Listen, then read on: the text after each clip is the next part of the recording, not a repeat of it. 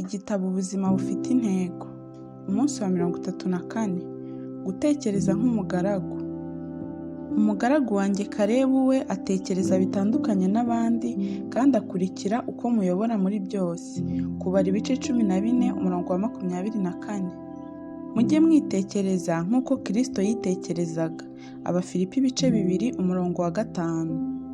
Gukorera Imana bitangirira mu bitekerezo. Kuba umugaragu bisaba guhinduka mu bitekerezo, bigasaba guhinduka mu buryo ubona ibintu. Imana iteka ireba ikidutera gukora ibyo dukora kuruta ibyo dukora ubwabyo.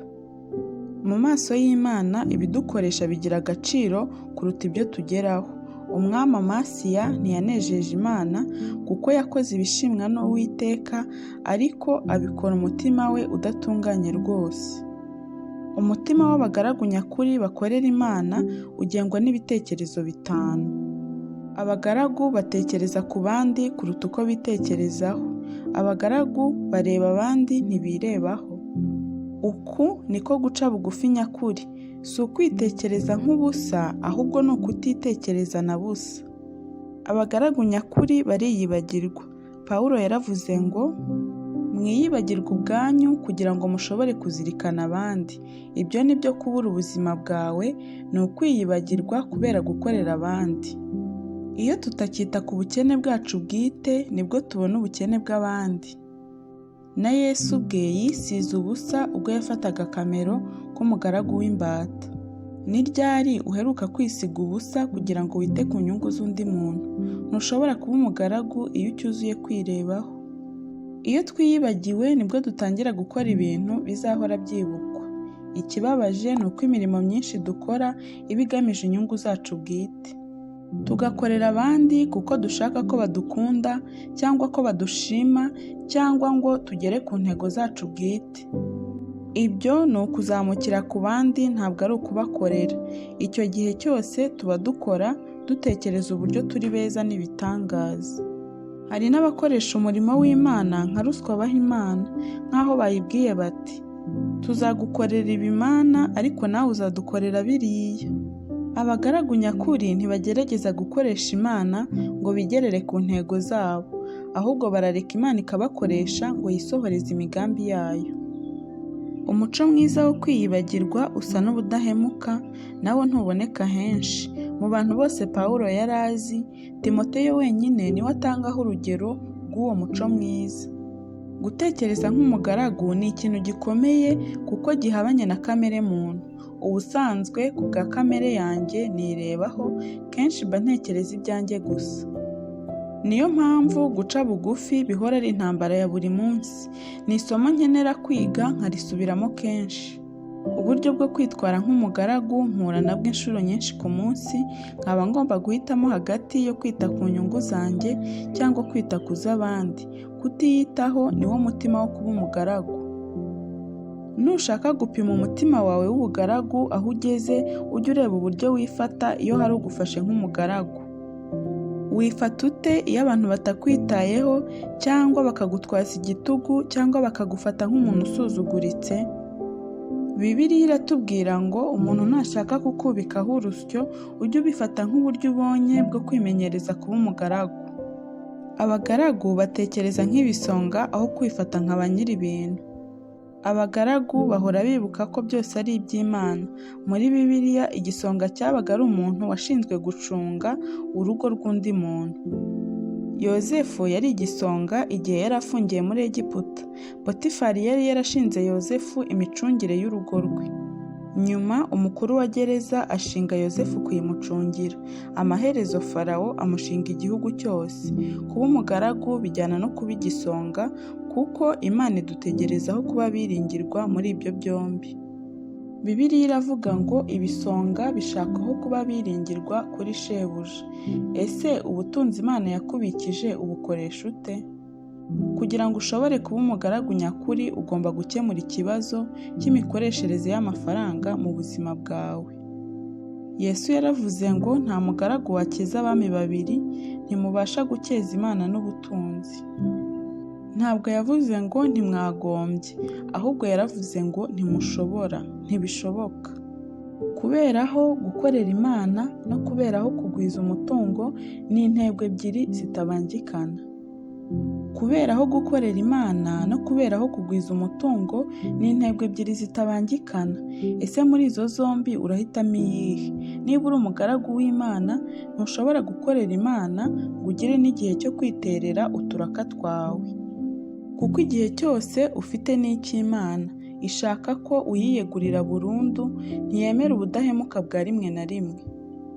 Ubutunzi nicyo kintu cyiza imbere y'ibindi byose gishobora gusimbura Imana mu buzima bwawe. Abantu benshi bagiye bava mu nzira yo gukorera Imana kubera gushaka ubutunzi kuruta indi mpamvu iyo ari yo yose. Bene abo baba bavuga ngo nimara kugera ku ntego zanjye mu by'ubuzima, nzakorera Imana.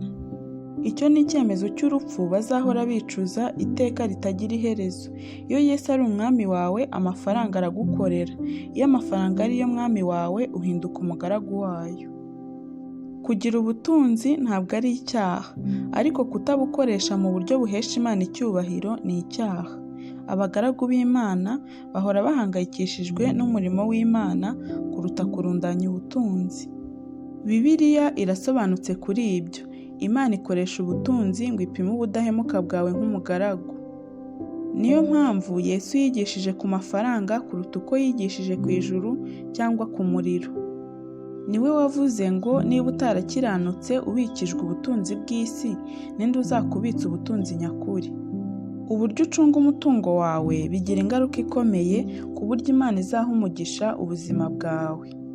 Mu gice cya 31 navuzemo abantu b'uburyo bubiri: abubaka ubwami bw'Imana n'abubaka umutungo. Ayo matsinda yombi ahurira kuri byinshi. Bafite impano yo gutangira imirimo ibyara inyungu ikajya imbere, bazi guciririkanya no kugurisha ibintu, kandi bazi gukora bakunguka. Abubaka umutungo bakomeza kwirundanyiriza ubutunzi uko babubonye kose, naho abubaka ubwami bw'Imana bo bahindura iyo mikorere. Nabo bakomeza gushaka uburyo bwo kunguka menshi bishoboka, ariko bakabikorera kugira ngo babone menshi yo gutanga. Bakoresha ubutunzi bwabo kugira ngo bubake itorero ry'Imana n'umurimo waryo ku isi. Mu itorero ryacu rya Sadobake dufitemo abayobozi b'ibigo n'abacuruzi bihaye gahunda yo gukorera amafaranga menshi ashoboka kugira ngo babone amafaranga menshi yo guteza imbere ubwami bw'Imana. Reka ngutere umwete wo kuganira na pasitori wawe kugira ngo namwe mutangire itsinda ry'abubaka ubwami bw'Imana mu itorero ryanyu. Nukenera imfashanyigisho wabonamo ibisobanuro birutaho, urebe ku mugereka wa 2. Abagaragu bahora batekereza ku murimo bashinzwe batitaye ku byo abandi bakora. Ntabwo bigereranya, ntibaca imanza cyangwa ngo bahore bapiganwa n'abandi bagaragu cyangwa n'indi mirimo. Bahora bahugiye ku byo Imana yabahaye gukora, nta mwanya baba bafitiye ibyo bindi. Kurushanwa hagati y'abakozi b'Imana ni ibintu bidafite ishingiro kubera impamvu nyinshi. Icya mbere, twese turi muri ekipe imwe. Intego yacu ni imwe yo guhesha Imana icyubahiro, si twe tugomba kugaragara. Ikindi, twahawe inshingano zitandukanye, kandi buri wese yaremwe mu buryo bwihariye. Pawulo yabivuze neza ati: ntabwo dukwiye kwigereranya nk'aho umwe ari mwiza undi akaba mubi. Hari ibintu bifite agaciro kurutaho twakoresha iminsi yo kubaho kwacu, kandi buri wese muri twe yaremwe mu buryo bwihariye. Abagaragu nyakuri nta mwanya babonera ubudodi bw'ishyari. Iyo duhugiye mu gukora imirimo twahawe, nta mwanya ubona wo kujya mu kunegurana. Buri munota utakara uvuga abandi washoboraga gukoreshwa ubakorera. Ubwo Marita yitotomberaga murumuna we amurega kuri Yesu ko atarimo kumufasha imirimo, yahise atakaza umutima w'umugaragu. Abagaragu nyakuri ntibitotomba bavuga ko batitaweho, ntibagira umwanya wo kwirebaho no kwibabarira, kandi ntibagirira ishyari abatarimo gukora. Byose babiha Imana bagakomeza bagakora. Si umurimo wacu gucira imanza abandi bagaragu ba databuja. Bibiliya iravuga ngo urinde wowe ucira umugaragu w'abandi urubanza, umwami niwe uzemeza niba umugaragu we yarakoze neza. Nta nubwo ari umurimo wacu kugerageza kwirengera iyo hari abatuvuze nabi. Jya ureka shobuja akuburanire. Ukurikire urugero rwa Mose. Yagaragaje icyitegererezo cyo guca bugufi igihe bari bamuhagurukiye. Na Nehemiya niko yabigenje ubwo yasubizaga abamuvugaga nabi yoroheje agira ati, ndakora umurimo ukomeye sinashobora kuwusiga ngo manuke mbasange. Nukora nka Yesu ujye uhora witeguye ko abantu bazakuvuga nabi. Isi ndetse n'abantu benshi mu itorero ntabwo bazi neza ibyo Imana iha agaciro. Kimwe mu bikorwa by'urukundo cyakorewe Yesu cyagawe n'abigishwa be. Mariya yari yafashe icyo yari afite gifite agaciro, amavuta ahumura neza y'igiciro cyinshi, ayasuka kuri Yesu. Icyo gikorwa cy'ubwitange abigishwa bakibonye nko kwangiza, ariko Yesu aramurengera avuga ko ari umurimo mwiza kandi ibyo byari bihagije. Ibyo ukorera Kristo byose ntabwo biba bipfuye ubusa, kabone n'iyo abandi babibona nabi. Abagaragu bashingira agaciro kabo kuri Kristo, kuko bahora bibuka ko bakunzwe kandi bemerwa kubw'ubuntu gusa. Abagaragu ntibakenera kugaragaza ko bafite agaciro. Bemerana umutima ukunze imirimo ubundi igaragara nk'isuzuguritse, iri hasi cyane mu maso y'abuzuye gushidikanya. Urugero rwiza rwo gukora bishingikiye ku kumenya neza agaciro kawe ni igihe Yesu yozaga ibirenge by'abigishwa be. Muri icyo gihe koza ibirenge byari nko gukora akazi ko guhanagura inkweto. Kari akazi gasuzuguritse kuri benshi. Ariko kubera ko Yesu yari azi neza uwo ari we, ntabwo yumvaga ako kazi kamutesheje icyubahiro. Bibiliya iravuga ngo Yesu amenye ko se amweguriye byose kandi ko yavuye ku Mana kandi asubira ku Mana, ahaguruka aho yariraga, yiyambura umwitero we, yenda igitambaro aragikenyeza. Niba wiyemeje kuba umugaragu, ubanza umenye icyo uri cyo muri Kristo. Abantu bafite umutima uhamye nibo bashobora kuba abagaragu. Abantu buzuye kwishidikanya bahora bahangayikishijwe n'uburyo bagaragara mu maso y'abandi. Bahora batinya ko intege nke zabo zagaragara, bityo bagahora bihisha inyuma y'ibicocero by'ubwirasi no kwiyerekana uko batari. Uko ugenda urushaho kugira gushidikanya mu mutima, niko uzarushaho gushaka ko abantu bagukorera, kandi niko uzarushaho gushaka ko bagushima. Henry yaravuze ngo nidushaka kugirira abandi akamaro, tugomba kubanza tugapfa kuri bo. Ni ukuvuga tugomba kubanza tukareka gushakira agaciro kacu mu buryo batubona. Nibwo tuzagira umudendezo wo kugira impuhwe ntacyo twikanga. Iyo ushingiye agaciro kawe n'icyo uri cyo ku mibanire yawe na Kristo, nibwo ubohoka ku byo abandi bagutekerezaho. Ibyo akaba ari byo bigushoboza kubakorera neza by'ukuri. Abagaragu ntibakenera kumanika imidari n'ibihamya by'uburyo bwinshi batsindiye ngo berekane ko bakoze. Ntibahora bashakisha amazina mashya yerekana ibyo bari byo, kandi ntabwo bambara ibishura byo gukomera. Abagaragu ntibashakira agaciro kabo mu byerekana ko bakomeye cyangwa mu byo bagezeho. Pawulo yaravuze ngo ushobora kwiyogeza uko ushaka, ariko gushimwa kugira icyo kumara ni ukuva ku Mwami wacu. Niba hari umuntu wari kujya yirata aho avuka ndetse akajya yibutsa abantu uwo bavukana uwo ari we, ni Yakobo mwene nyina wa Yesu. We yari afite icyubahiro cyo kuba yarakuranye na Yesu nk'umuvandimwe.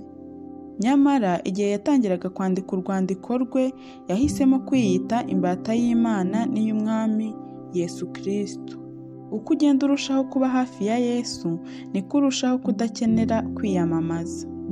Abagaragu banezererwa gukorera Imana, ntibabibona nk'akazi. Bishimira gufasha abandi, bakishimira gukemura ibibazo no gukorera Imana. Bakorera Umwami banezerewe. Kuki rero bakora banezerewe? Kuko bakunda Umwami wabo, bakishimira ubuntu bwe, bakamenya ko gukorera abandi ari bwo buryo bwiza bwo gukoresha ubuzima bwawe. Kandi bazi ko Imana yabasezeranije igihembo. Yesu yadusezeranije ngo umuntu nankorera, Data azamuha icyubahiro. Pawulo nawe yagize ati, ntizibagirwe uburyo mwitanze muyikorera n'urukundo mwayikunze mukarugaragaza mwita ku bandi bizera. Tekereza uko byagenda nibura 10% by'abakristo ku isi yose baramutse bitaye ku muhamagaro wabo bakaba abagaragu nyakuri. Utekereze ibyiza byakorwa uko bingana. Ese wifuza kuba umwe muri bene abo bantu? Ntiwite ku myaka yawe, Imana izagukoresha nutangira gukora no gutekereza nk'umugaragu. Albert yaravuze ngo abanyamunezero nyakuri ku isi ni abantu bize kwita ku bandi. Umunsi wa 34. Gutekereza ku ntego y'ubuzima bwanjye. Ingingo yo kuzirikana. Niba nshaka kuba umugaragu, ngomba kwiga gutekereza nk'umugaragu. Umurongo wo gufata mu mutwe. Mugire wa mutima wari muri Kristo Yesu. Abafilipi 2:5. Ikibazo cyo gutekerezaho. Ubusanzwe ni iki mpoza ku mutima? Ni uko abandi banyitaho cyangwa ni ugushaka uburyo bwo kwita ku bandi?